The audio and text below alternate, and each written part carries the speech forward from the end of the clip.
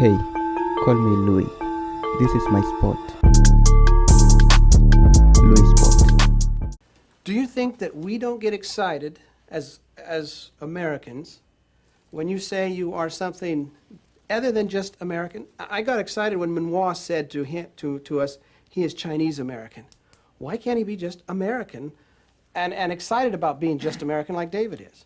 But wait a minute, You know, he calls himself an American. But I'm doing that for a very specific purpose. Okay. I'm doing it because I'm turning my identity as American to fight against the white supremacist notion that only white people merit the status of a title of American. Well, I agree with that. I don't think we do. I refuse to be segregated or to be allocated to a lower status by not being recognized as an American. I like that attitude, and I think that's a correct and proper attitude. Whereas I'm also Chinese. Yes. I'm very proud of that. And for a person to look at me and say, for a white person to look at me and say, you're just like me, we're both American, totally insults me because it denies my identity as a Chinese person, too. I feel in the sense that I have a claim to be American in ways that you don't, because my people came from this continent. America is not the United States. America is the entire continent. But we think here, or Americans here, think that America means just this country. And so I feel like I have, I've been kind of, I don't want to say I have, because I don't feel it like that, that my people, the people that I come from, have been sort of robbed of that term.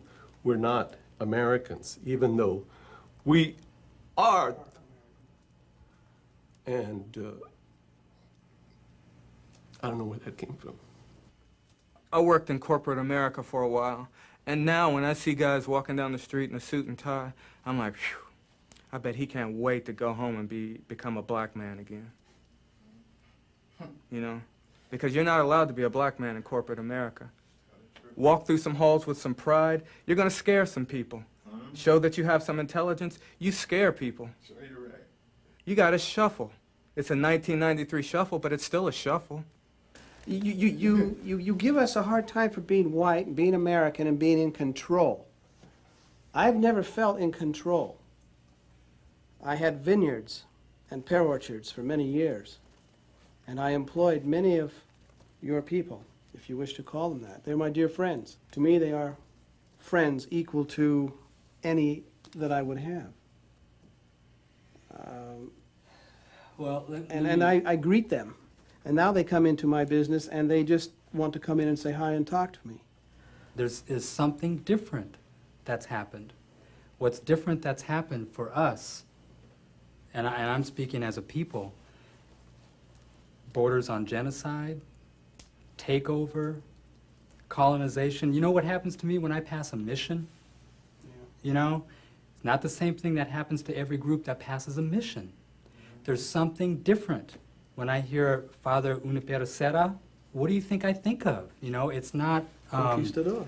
It's chopping off hands, Sure. It's slavery, I mean, you know, that's what's different. And it gets tiring to not have that difference known. Mm-hmm. It gets tiring to not have that difference acknowledged and to have to keep talking about it. That's what gets tiring. So I see here an attitude expressed by Utaka and by Roberto that says, how can I be an American? I can't. And so I won't.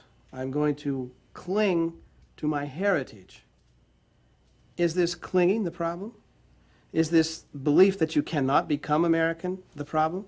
For years I've said, why do these guys have such a problem being a color? Why can't they just be individuals and go out and make a place for themselves? What's your answer? And I hear you saying that we whites don't allow that, that we keep you down. Why aren't we just humans? I mean, why aren't we just brothers? There's a certain sort of silent consciousness about what it means to be American that I sense coming from white folks that I'd like to talk about. Before I do that, I'd like to say one more thing that's hard about talking about racism, and that is that people of color are spilling their guts and doing education to white people. Let me explain to you how you've got this wrong. Let me explain to you how you've got that wrong. Let me explain, and then we get cross-examined, and it's like, well, maybe your problem is blah, blah, blah, blah, blah. And it's always, racism gets looked at as a person of color's problem, and it's not.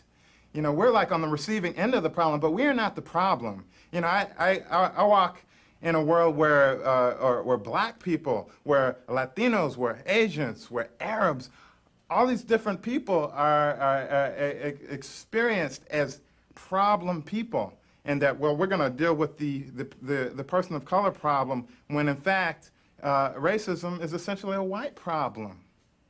And that for you to understand what racism is about, you're going to be so uncomfortable. You're going to be so different from who you see yourself to be now that, there's just no way for you to get it from where you're sitting. And I'm not saying that you could never get it. I mean that you need to step outside of your skin and step outside of what seems really comfortable and familiar to you and launch out into some real, for you, unknown territory. And you haven't gone out there like you haven't, gotten in proximity to black people, as you say, because you don't have to. And that's part of what it means to be American, to me, is to have all these things that you can do if you want to, that you don't have to do if you don't want to do. And there's a way in which American and white and human become synonyms.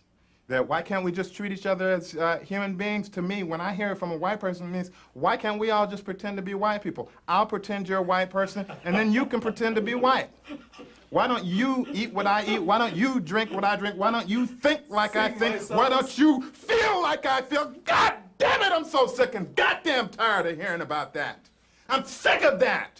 That's what it means to be human being to me. That's what it means to be white. That's what it means to be American. Why don't you come the hell over here? That's what I hear every goddamn day. And you know that I can't come over there. You know that this skin, and that this hair, and that this way that I talk, and that I think and I feel will never, ever get included because I'm unpalatable to this goddamn nation. I'm unpalatable. You cannot swallow me. You cannot taste me. You cannot feel me because you don't want to. You think that you can survive without me, but you can't, man. You think that, hey, it'll all be fine when we just treat each other like human beings. And what that says to me is, don't be yourself. Be like me. Keep me comfortable. Connect where I'm ready to connect. Come out to my place. Or maybe I'll come down and get some artifacts from your place. That is bullshit.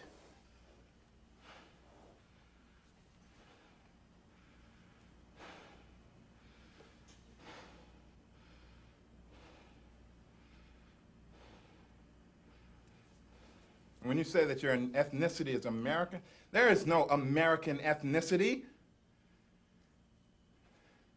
You had to throw away your ethnicity to become American. That's what it means. That's what it means. You give up who you are to become American. And you can pretend that it's okay because you're white. When we give up who we are to become American, we know that we're dying from it. You're dying from it too, but you don't know it necessarily. Get ethnic, I'm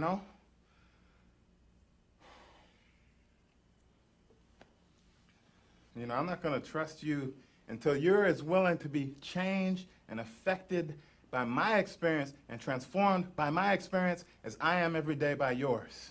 I'm always dealing with you. I'm always dealing with you. You don't deal with him. You don't deal with me. Maybe you had an opportunity to deal with some Latino people. Well, we always deal with you, baby. Always. Every day. And the ride up here, it's like, oh man, where are we now? Oh God, I hate being out of the city because I know who's out here. You all.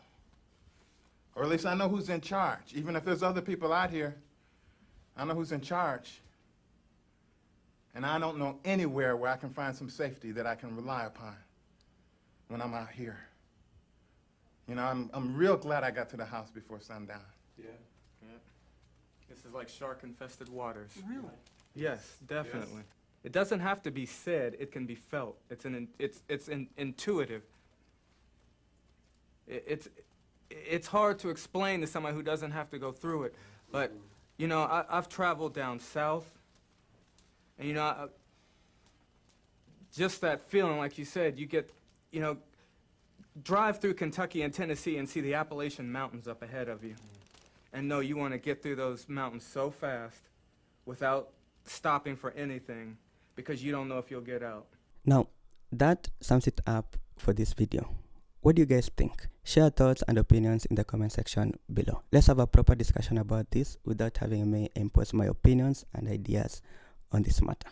Give this video a thumbs up if you liked it so that the YouTube algorithm can know that this video was so much interesting and share it far wide to more avid viewers just like you. Subscribe and click the notification bell if this is your first time watching these videos, and so that you can be notified as soon as we make a new upload on videos just like this. My name is Louis. Until next time, peace out.